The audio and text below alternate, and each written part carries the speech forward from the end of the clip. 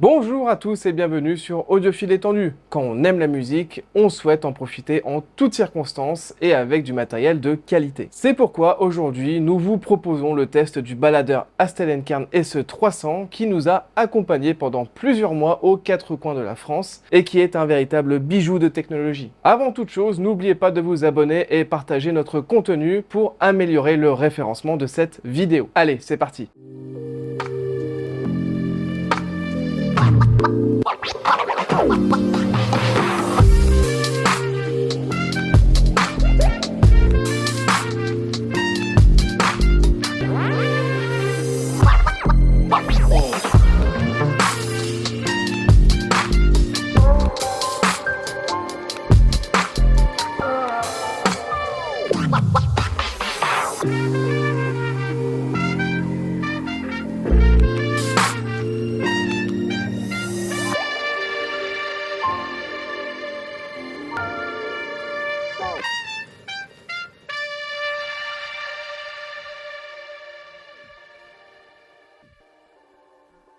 Astel & Kern est une société sud-coréenne créée en 2013 spécialisée dans les lecteurs multimédia portables ainsi que des casques et écouteurs. La gamme de lecteurs se divise principalement en 4 lignes de produits. Ultima qui regroupe les modèles les plus haut de gamme du constructeur, Futura qui rassemble les modèles les plus avancés technologiquement, Norma avec des modèles offrant une grande autonomie et enfin Can qui propose des lecteurs dotés d'une très forte puissance de sortie et capables de piloter les casques les plus exigeants au monde. Le SE300 que nous allons vous présenter aujourd'hui fait partie de la gamme Futura, la plus avancée technologiquement. Ce lecteur est un monolithe de verre, d'aluminium et d'acier mesurant un peu moins de 14 cm de haut pour 317 grammes. À titre de comparaison, c'est environ 2 fois plus lourd qu'un iPhone 15. La face avant, très sobre de ce lecteur, arbore un écran Full HD de 5,46 pouces, dépourvu de boutons et la face arrière est en verre noir sérigraphié avec de minuscules logos Astel & Kern. Sur la tranche droite, Astel & Kern a intégré un magnifique potentiomètre de volume en acier inoxydable dont la base est rétroéclairée et indique à l'utilisateur les fréquences d'échantillonnage du fichier en cours de lecture. Rouge pour du 16 bits, vert pour du 24 bits, bleu pour du 32 bits et rose pour un fichier DSD. De même, lors de l'augmentation du volume, la couronne devient de plus en plus rouge pour vous avertir d'un potentiel danger pour vos oreilles. À gauche, on trouve 3 boutons, le premier pour revenir au titre précédent, celui du milieu pour mettre la lecture en pause et le dernier pour passer au morceau suivant. Sur la partie supérieure, on dispose de toute la connectique de sortie avec une prise asymétrique au format jack 3,5 mm ainsi que 2 prises TRS symétriques, l'une au format 2,5 mm et l'autre au format 4,4 mm. A noter que la prise jack 3,5 mm permet de fixer le gain en sortie pour l'utiliser comme une source externe pour un amplificateur analogique ou de sortir le signal en optique pour utiliser un DAC externe. Je ne vois pas qui ferait ça, mais bon, pourquoi pas.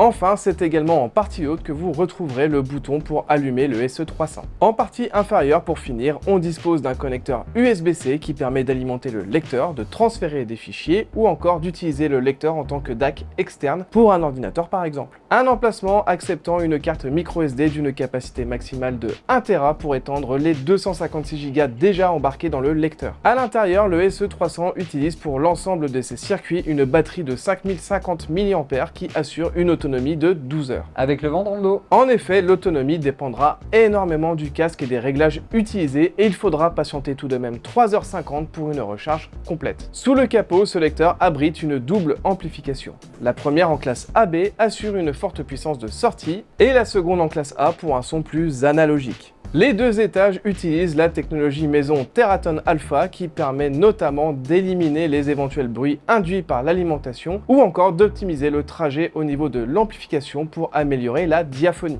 La puce FPGA quad-core utilisée dans le SE300 est pour la première fois dans un lecteur Astel & Kern intégralement développé en interne. Cela permet un meilleur contrôle du rendu lorsqu'il est utilisé en tant que DAC. Ce FPGA permet un traitement des signaux jusqu'à 384 kHz sur 32 bits ainsi que le suréchantillonnage. En parlant de DAC, ce lecteur utilise également pour la première fois chez Astel & Kern un second DAC en configuration R2R permettant, grâce à son réseau de 96 résistances haute précision et on parle de tolérance sous les 0,01%, de convertir les signaux numériques en signaux analogiques jusqu'à 24 bits 192 kHz. Ce type de DAC relativement récent permet entre autres une très grande linéarité en comparaison d'un DAC Delta Sigma traditionnel. Le choix entre ces deux DAC se fait dans l'interface via un bouton NOS pour utiliser le circuit R2R sans traitement ou OS pour un suréchantillonnage par le FPGA. La connectivité est également très aboutie avec du Bluetooth 5 bidirectionnel compatible avec les codecs SBC, AAC, aptX, aptX HD et LDAC. Du Wi-Fi AC compatible avec la bande des 5 GHz, de l'UPnP et du DLNA sont également de la partie. Côté logiciel, ce lecteur utilise une version modifiée et open source d'Android. Malheureusement, même si visuellement c'est joli, nous ne pouvons pas dire que l'expérience utilisateur soit parfaite de ce côté. Nous avons rencontré quelques crashs de l'OS, mais surtout de grosses lenteurs, notamment lors de l'utilisation d'applications tierces, avec des coupures de son dues à une partie matérielle pas assez puissante pour garantir une navigation fluide. Quand on vient d'un smartphone, même entrée de gamme, c'est très frustrant. Comme indiqué juste avant, ce lecteur permet d'installer des applications tierces et est donc compatible avec les services de streaming tels que Deezer, Qobuz que nous avons utilisé pour nos tests, Spotify, Tidal, Apple Music ou encore Amazon Music pour les plus répandus. Rune Ready est également de la partie et il y a une application YouTube nommée V-Link pour lire des vidéos, mais nous sommes limités à un visionnage en 720p. Cette application vous permettra aussi d'utiliser votre abonnement YouTube Music. Du côté des fichiers pris en charge, nous sommes gâtés par le support du Wave, FLAC, WMA, OGG, APE, AAC, ALAC, AIFF, DSD jusqu'à la version 512 et MQA. Et MP3 aussi. Ouais, du MP3. Pour alimenter ce lecteur en fichier, il y a plusieurs solutions. Comme vu précédemment, vous aurez la possibilité de lui adjoindre une carte SD de 1 Tera. Vous pouvez le brancher à votre Mac ou PC en USB-C, mais malgré les apparences, cette prise n'est pas très rapide et doit utiliser une ancienne norme USB. La solution la plus rapide et fiable pour nous fut d'utiliser la fonction AK Drop File qui permet de se connecter en réseau avec un ordinateur à l'espace de stockage du lecteur. Si vous êtes un utilisateur de Mac, c'est la meilleure solution étant donné que Google a récemment abandonné l'application Android File Transfer qui permettait de copier des fichiers sur un appareil Android. Nous n'allons pas détailler ici tous les menus, mais nous pouvons vous citer pêle-mêle quelques fonctions comme la lecture gapless, la possibilité de paramétrer un égaliseur, de pouvoir ripper de la musique depuis un lecteur CD branché en USB, un menu pour limiter le volume maximal de sortie, Parce que mine de rien, il est un peu puissant. un mode voiture ou encore AK Connect qui permet de lire de la musique en DLNA. Côté chiffres, le SE300 développe un niveau de sortie pouvant atteindre 3 volts RMS en asymétrique ou 6 volts RMS en symétrique. Le rapport signal-bruit est de 114 décibels en mode gain normal sur la sortie asymétrique et 115 décibels sur la symétrique. La réponse en fréquence est de 20 à 70 000 Hz avec un écart de plus ou moins 0,45 décibels. Et enfin, la distorsion est de 0,006% à 1 kHz. Le SE300 est livré avec un câble USB-C, la documentation et 4 films de protection pour son écran. À l'écoute, le SE300 est une formidable machine de traitement audio. Que dire de plus ?